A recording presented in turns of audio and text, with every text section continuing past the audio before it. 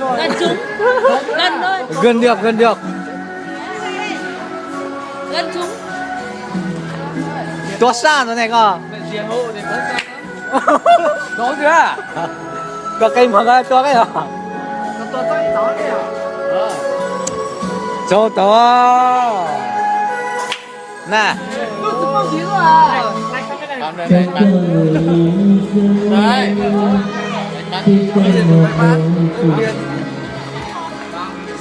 Ngày ấy khi chân tay bên đời bản thân ta cũng Đâu mới ăn được. người ta đã qua rồi mà ta đã xa ngày thơ. Ôi ôi, mất 30.000. Đám mất 30.000. Đó ta giờ lại đến gần Xe hồi đó là chỉ bao nhiêu là. Ừ. Đúng rồi, chưa thì nó tốt lắm à. Sao con đấy?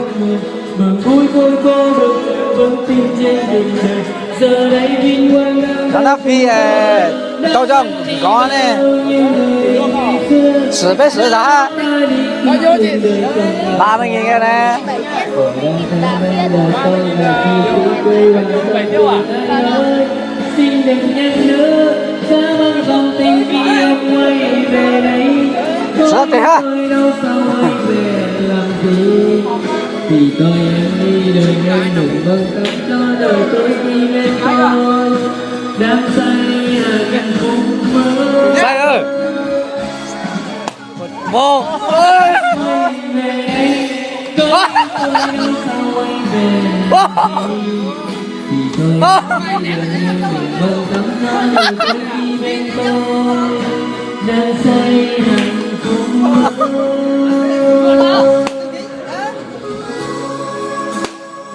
Được. 3 cái được. 3 cái à? Ờ. 3 cái. Chữa. 1 2 3 4 là móc khóa.